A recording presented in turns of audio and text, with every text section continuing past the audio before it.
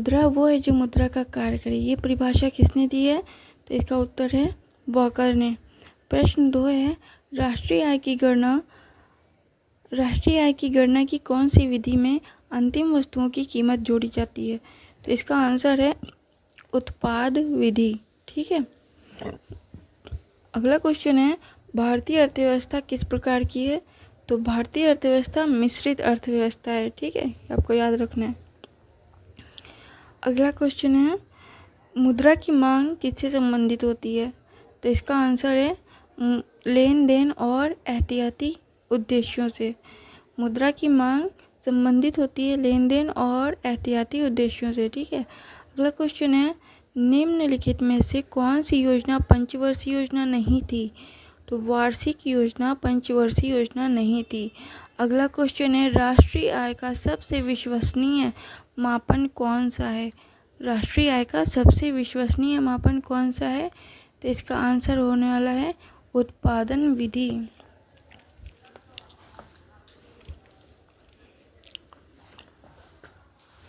अगला क्वेश्चन है, उपभोग का नियम किससे संबंधित है? उपभोग का नियम संबंधित है सीमांत उपयोगिता से। इसका आंसर है सीमांत उपयोगिता। अगला क्वेश्चन है हमारा, भारत में आर्थिक नियोजन की शुरुआत कब हुई थी? तो भारत में आर्थिक नियोजन की शुरुआत हुई थी सन 1951 में। ठीक है, आपको याद रखना है। अगला क्वेश्चन है हमारा, मुद्रा का कौन सा कार्य सबसे मूलभूत है? मुद्रा का कौन सा कार्य सबसे मूलभूत है? तो इसका आंसर होने वाला है विनिमय का माध्यम। विनिमय का माध्यम। ठीक है, आप लोग क्वेश्चन और आंसर दोनों को ध्यान से सुना करें, क्योंकि क्वेश्चन घुमा फिरा के भी आ जाते हैं। कभी सीधा सीधा नहीं आने की बजाय दूसरे तरीके से घुमाकर पूछते हैं। तो आप क्वेश्चन ध्यान से सुनेंगे तो क्वेश्चन किसी भी तरीके से आए आप उसको हल कर सकते हैं। ठीक है, पढ़ते हैं आगे। अगला क्वेश्चन है हमारा, मांग जितनी अधिक होगी कीमत उतनी ही कम होगी। ये कौन सा नियम है? मांग जितनी अधिक होगी कीमत उतनी ही कम होगी। ये कौन सा नियम है? तो इसका आंसर है मांग का नियम। ये मांग का नियम है। अगला क्वेश्चन है हमारा, समान उपयोगिता वक्र इंडिफरेंस कर्व हमेशा कैसा होता है? तो समान उपयोगिता वक्र जो इंडिफरेंस कर्व होता है वो अवतल होता है। ठीक है, इसका आंसर है अवतल। अगला क्वेश्चन है हमारा, मूल्य में परिवर्तन के कारण मांग में जो परिवर्तन होता है उसे क्या कहते हैं? तो इसका आंसर है हमारा विस्तार और संकुचन। विस्तार और संकुचन इसका राइट आंसर है। अगला क्वेश्चन है हमारा, पूर्ण रोजगार की स्थिति कब मानी जाती है? पूर्ण रोजगार की स्थिति कब मानी जाती है? तो इसका आंसर है जब सभी संसाधनों का पूर्ण उपयोग हो। ठीक है। अगला क्वेश्चन है, भारतीय रिजर्व बैंक की स्थापना कब हुई थी? भारतीय रिजर्व बैंक की स्थापना कब हुई थी? तो ये हुई थी 1935 में, 1935 में। अगला क्वेश्चन है हमारा, निम्न में से कौन सा प्रत्यक्ष कर नहीं है?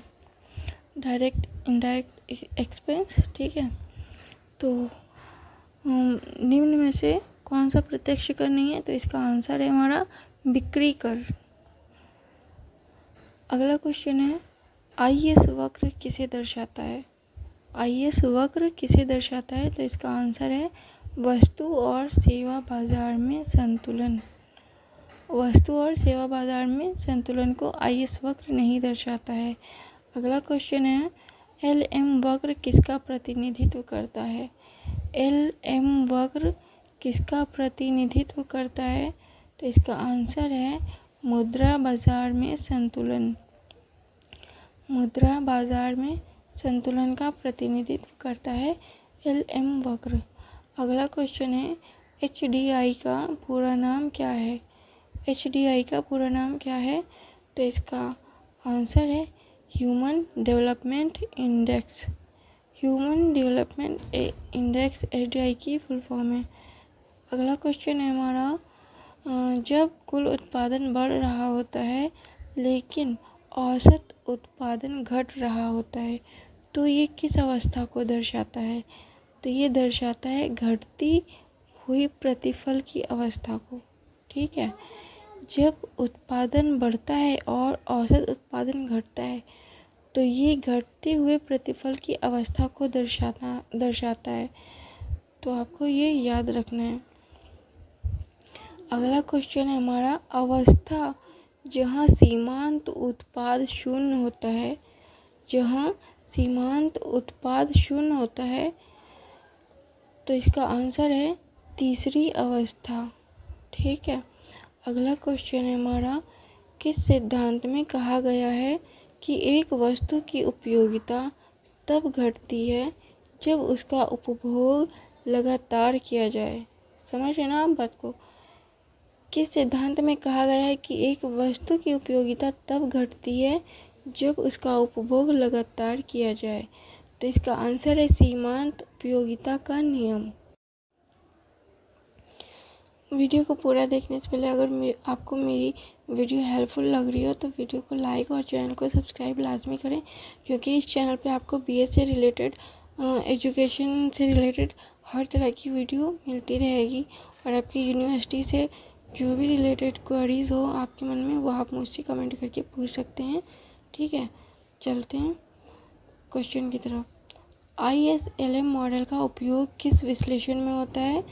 तो ISLM मॉडल का उपयोग होता है समष्टि मैक्रो आर्थिक संतुलन के विश्लेषण में। अगला क्वेश्चन है हमारा, जिस पूंजी का उपयोग एक ही उत्पादन चक्र में होता है उसे क्या कहते हैं? तो उसे कहते हैं परिवर्ती पूंजी, यानी वेरिएबल कैपिटल। Variable capital. अगला क्वेश्चन है, जब सरकार टैक्स कम करती है और खर्च बढ़ाती है तो इस नीति को क्या कहते हैं? इस नीति को हम कहते हैं विस्तारवादी राजकोषीय नीति।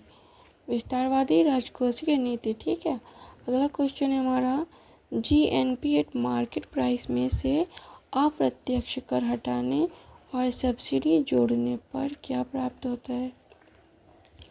GNP एट मार्केट प्राइस में अप्रत्यक्ष कर हटाने और सब्सिडी जोड़ने पर क्या प्राप्त होता है? तो इसका राइट आंसर है GNP eight factor cost. GNP eight factor cost. ठीक है, अगला क्वेश्चन है, बेरोजगारी की वो अवस्था जिसमें व्यक्ति कार्य कर तो सकता है पर उसे कार्य उपलब्ध नहीं है। तो आप समझ रहे ना, बेरोजगारी की वो अवस्था जिसमें व्यक्ति कार्य कर सकता है लेकिन उसके पास करने के लिए कार्य नहीं है, कार्य उपलब्ध नहीं है, तो इसको क्या कहते हैं? इस अवस्था को कहते हैं खुली बेरोजगारी, जैसे कि आपको क्वेश्चन पढ़ के ही समझ में आ गया होगा, आई होप। ठीक है, बढ़ते हैं अगले क्वेश्चन की तरफ। निम्न में से कौन सा विकास का संकेतक नहीं है? निम्न में से कौन सा विकास का संकेतक नहीं है?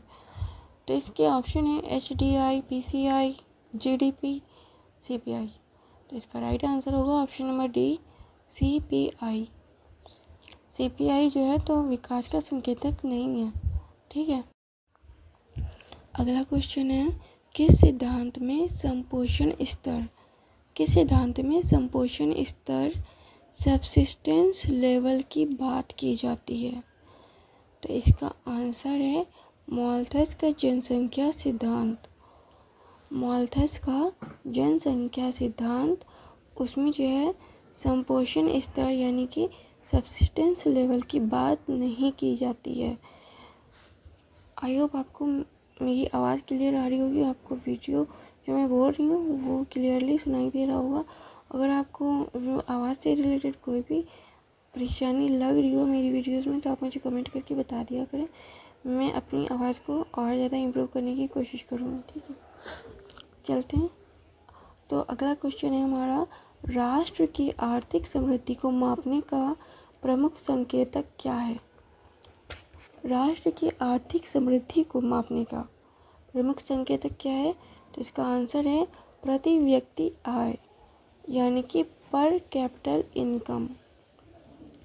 अगला क्वेश्चन है हमारा, एक अर्थव्यवस्था में कुल आपूर्ति और कुल मांग बराबर होती है तो इसे क्या कहते हैं? तो इसका आंसर है, इसे कहते हैं समष्टि संतुलन। इंग्लिश में कहते हैं मैक्रो इक्विलिब्रियम। ठीक है। अगला क्वेश्चन है हमारा, फ्री मार्केट इकोनॉमी में कीमतें किससे निर्धारित होती हैं? फ्री मार्केट इकोनॉमी में कीमतें किससे निर्धारित होती हैं? तो इसका आंसर है मांग और आपूर्ति से। अगला क्वेश्चन है हमारा, भारत में गरीबी रेखा से नीचे रहने वाले लोगों की गणना कौन करता है? भारत में गरीबी रेखा से नीचे रहने वाले लोगों की जो है गणना किसके द्वारा की जाती है? तो ये की जाती है नीति आयोग यानी कि पूर्व में योजना आयोग। ठीक है, ये इसका आंसर है, नीति आयोग के द्वारा की जाती है। अगला क्वेश्चन है हमारा, किस प्रकार की बेरोजगारी कृषि क्षेत्र में अधिक पाई जाती है? किस प्रकार की बेरोजगारी कृषि क्षेत्र में अधिक पाई जाती है? इसका आंसर है प्रच्छन्न बेरोजगारी। ठीक है, तो इसमें हमने देखे हैं एजुकेशन जो हमारा सिलेबस है बीए का फर्स्ट सेमेस्टर का, उसके 33 क्वेश्चन एमसीक्यूज हमने कराए हैं। तो अगर आपको वीडियो हेल्पफुल लगी तो वीडियो को लाइक करें और चैनल को सब्सक्राइब करें। और आपकी कोई भी क्वेरीज हो तो मुझे कमेंट करके बता दिया करें, मैं उसको सॉल्व करने की कोशिश करूँगी।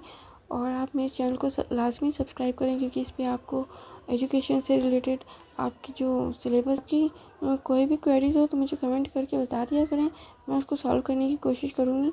और आप मेरे चैनल को लाजमी सब्सक्राइब करें, क्योंकि इस पर आपको एजुकेशन से रिलेटेड आपकी जो सिलेबस है वो सेमेस्टर वाइज जो भी आपका सिलेबस हो उसकी वीडियोस आपको रेगुलर मिलती रहेंगी।